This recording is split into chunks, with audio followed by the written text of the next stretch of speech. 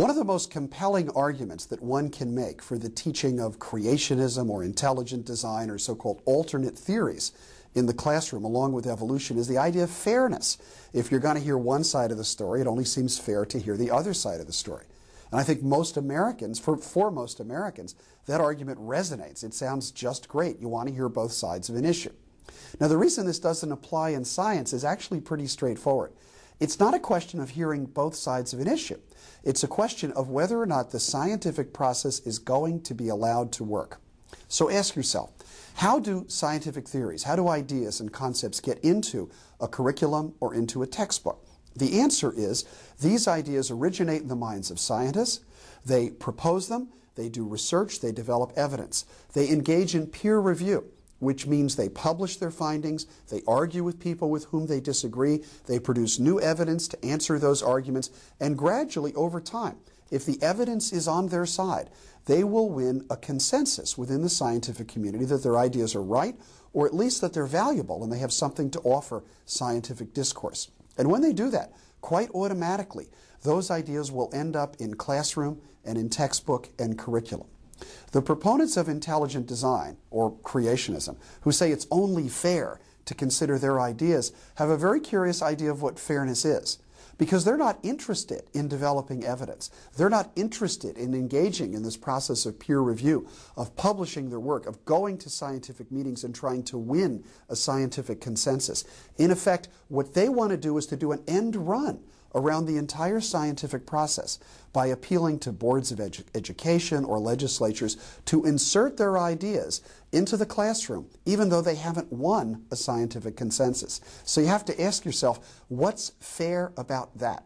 That every other idea in science has to fight its way through the criticism and analysis of the scientific process, but these ideas claim that they want to be exempt from that process in the name of fairness. In reality, what they're asking people to do is to cheat on the process of science and give them a shortcut that will get into classroom and textbook. That would be very bad science policy, and it'd be even worse in terms of educational policy.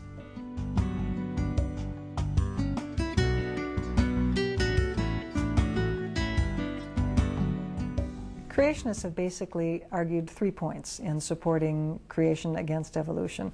1, that evolution is weak science. 2, that it's incompatible with religion. And 3, that, well, it's only fair to teach both views. Equal time.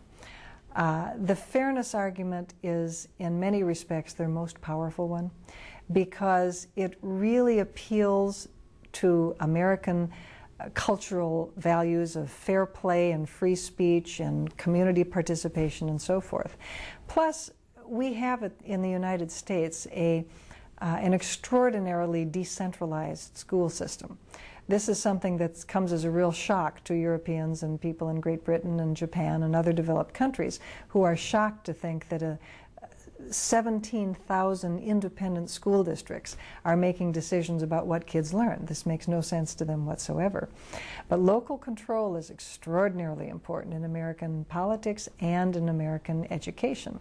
This is how we do it here, and by gum, we're not going to change. Nobody's going to tell us any different. And when you think about it, there are a lot of advantages to local control, but curriculum is not one of them.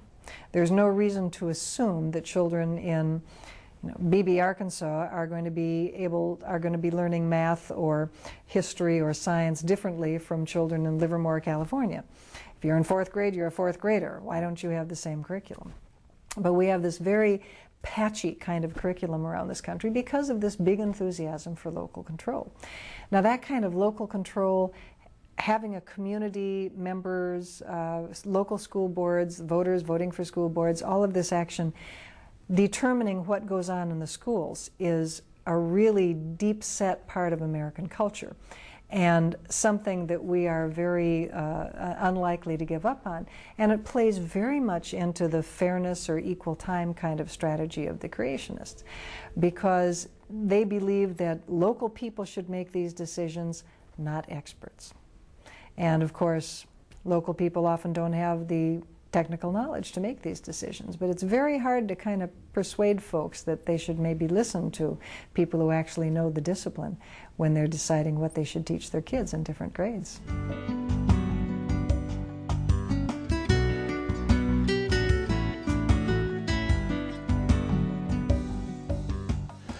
The current controversy about intelligent design points up a basic misunderstanding in how science operates.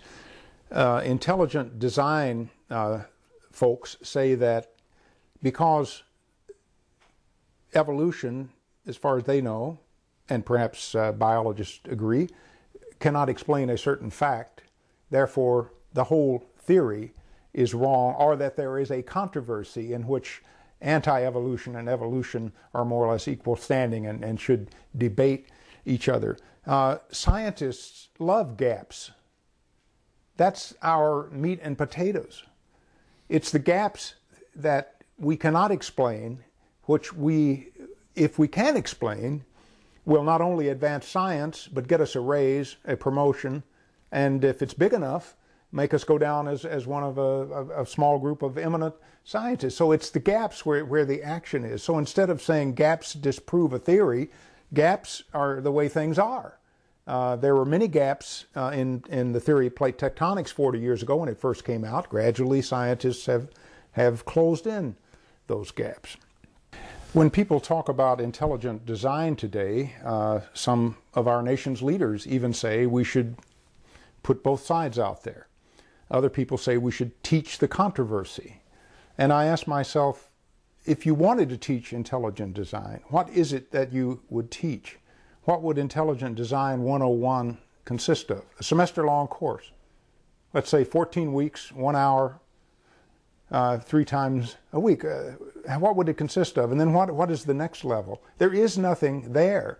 There is no content to intelligent design other than to point out suspected flaws in the theory of evolution. So intelligent design is not a theory. It's not anything. It's the antithesis of something. So you couldn't teach intelligent design if you wanted to. So to me, this whole argument makes no sense. If people want to point out flaws in evolution or gaps, the science teachers should do that, just as they should point out flaws in plate tectonics or point out that we don't really exactly know why gravity exists, for example, a big gap for one instance, and then talk about creationism, if they must talk about it, in a religion class.